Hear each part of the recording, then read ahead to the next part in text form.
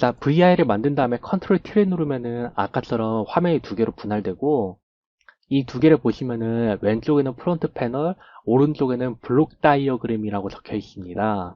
프론트 패널은 일종의 콘솔 기능을 담당하고 있는데, 블록 다이어그램은 프로그램을 할 수 있는, 그러니까 코딩을 하는 공간으로서, 여기서 코딩을 하면은 그거에 맞춰가지고 여기서 조작할 수 있는 도구가 저절로 생성되게 됩니다. 간단하게 계산기 프로그램을 하나 만들어 볼게요. 일단은 덧셈이 가능한 계산기 프로그램을 하나 만들어 보도록 하겠습니다. 우클릭을 합니다. 그 다음에 숫자형에서 DBL 숫자형 상수로 들어갑니다. 숫자형의 크기에 따라 가지고 데이터 형식을 자율적으로 만들어주기 때문에 DBL로 하는 것을 추천드립니다.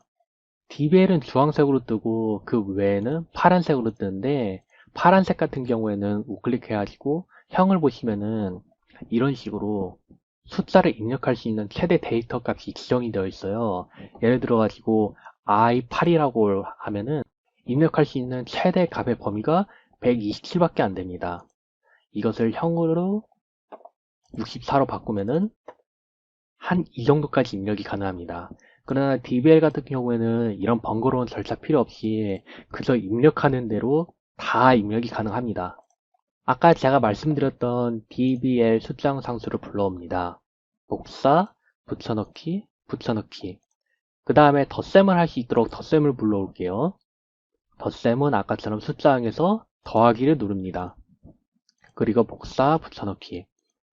근데 여러분들이 이러한 요소를 불러왔는데 이것이 정확하게 어떤 용도로 사용되는지 모른다. 그땐 여기 물음표를 누른 다음에 여기 가까이 가져다 대면은 이런 식으로 이 녀석의 용도가 무엇인지 여기 도움말에 뜨게 됩니다. x와 y의 입력을 넣으면은 출력은 x 플러스 y가 된다. 연결을 해보도록 하겠습니다. 여기 연결하고 여기 연결. 마찬가지로 여기 연결하고 여기에 연결. 그 다음에 출력을 넣어줘야 되는데 여기서 우클릭 깜빡거리죠? 우클릭 해가지고 생성 인디케이터를 하는 방법도 있고, 아니면은 미리 불러온 것을 인디케이터로 변경하는 방법이 있습니다. 여기다 숫자를 넣어 보도록 하겠습니다. 5, 25, 4, 1 이런 식으로 뜨게 됩니다. 이게 더블 클릭하면은 이렇게, 이게 이거라는 의미입니다. 자, 실제로 돌려보도록 하겠습니다. 50 더하기 7 더하기 1, 63 맞습니다. 그런데 저희가 프로그램을 하는 것은 이런 식으로 단발성 프로그램이 아니라 이걸 연속으로 돌리고 싶어요. 여기 연속 실행 버튼을 눌러보도록 하겠습니다. 자, 그럼 이제 다른 값을 계산해 봐야겠죠? 일단 프로그램을 실행을 시키면은 여기는 더 이상 건들 수가 없습니다. 건들 수 있는 것은 오직 이 콘솔 부분만 가능합니다. 그러면은 우리가 이 콘솔 부분으로 이 값을 조정하기 위해서는 여기서 컨트롤을 할 수 있도록 여기에서도 무언가를 불러야 된다는 뜻입니다. 여기서 우클릭을 해가지고 컨트롤러 변경, 얘도 컨트롤러 변경, 컨트롤러 변경. 자, 됐습니다. 이거를 요소를 만들 때마다 정리를 해주도록 합시다. 자, 그럼 이제 연속 실행 돌려보도록 하겠습니다. 값이 바뀌죠? 근데 마이너스를 하기 위해서는 어떻게 해야 되냐? 일단 평범하게 생각하면은 여기를 지우겠죠? 지우면은 이런 식으로 와이어가 끊어져요. 이 와이어들도 다 지워져야 됩니다. 그 다음에 마이너스를 불러가지고 연결, 연결, 연결 해줘야 합니다. 근데 이 과정은 너무 복잡해요. 그래서 다른 방법이 있는데, 이렇게 연결된 상태에서 여기 플러스를 우클릭해가지고 대체, 그 다음에 숫자형 팔레트 빼기를 선택하면은 더하기가 마이너스로 대체되게 됩니다. 자, 그럼 이걸 응용해가지고 출력이 여러 개 있는 계산기를 만들어 보도록 하겠습니다. 일단 여기를 끊어주고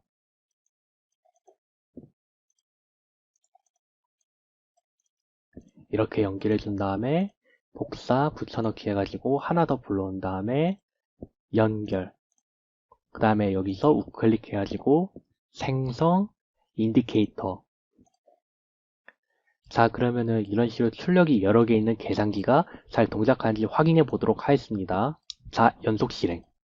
자, 더하기 부분 잘 동작하고, 빼기도 잘 동작하죠? 여기 요소가 너무 커. 어떻게 해야 되냐? 하나를 클릭하면 우클릭하거나, 여러 개를 드래그한 다음에 우클릭하면은 아이콘으로 보기가 있어요. 이거를 꺼주면은 이런 식으로 작아지게 됩니다. 우클릭해가지고 이름을 입력 1이라고 바꾸겠습니다. 그럼 여기하고 여기가 연결되어 있으니까 여기 이름 바꾸면 여기서 이름이 바뀌게 되고 여기서 이름을 바꾸면은 여기서 이름이 바뀌도록 되게 됩니다. 뿐만 아니라 이쪽에 있는 콘솔 창은 이런 식으로 크기를 바꿀 수도 있습니다. 컨트롤은 아까 말씀드렸다시피 입력에 해당되고 인디케이터는 출력에 해당됩니다. 그런데 이런 컨트롤과 인디케이터에도 다양한 종류가 있는데 예를 들어 가지고 이것처럼 숫자를 입력할 수 있는 숫자형 컨트롤, 전등 스위치처럼 true and false로 이루어져 있는 스위치 버튼, 문자를 입력할 수 있는 문자열 컨트롤 등이 있습니다. 그리고 이거에 대응되는 인디케이터들도 존재하고요. 먼저 블록 다이어그램에서는 우클릭을 한 다음에 숫자형 여기서 불러올 수 있고 불리어는 여기서 이렇게 불러올 수 있습니다. 자, true and false. 문자열도 마찬가지로 여기서 불러올 수가 있습니다. 그리고 아까처럼 똑같이 우클릭해가지고 컨트롤이나 인디케이터로 변경이 가능합니다. 자, 한번 실제로 변경해 보도록 하겠습니다. 컨트롤, 여기도 컨트롤.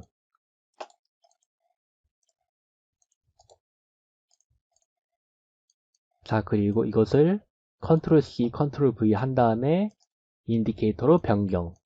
다음에 이렇게 연결해 줍니다. 프로그램을 실행시킨 다음에 여기를 클릭하면은 이것도 마찬가지로 연동을 할 겁니다. 문자열도 그렇고 숫자형도 똑같은 값이 나오게 될 겁니다. 연속 실행. 이렇게 깜빡이고 문자열도 입력하는 대로 같이 입력이 되고 숫자형도 숫자가 입력되는 만큼 똑같이 출력되게 됩니다. 자, 그럼 이거를 다르게 한번 변경해 보도록 할게요.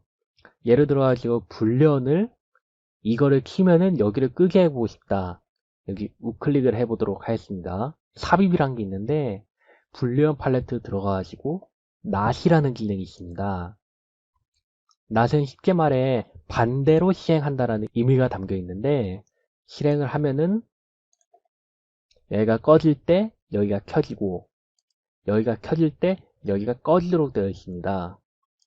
자, 그러면 이거를 이번엔 여기서 불러오지 않고 여기서 한번 불러와 보도록 할게요.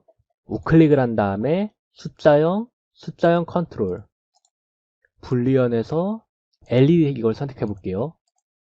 여기서 이런 식으로 가까이 된 다음에 드래그 하면은 크게 늘릴 수 있습니다.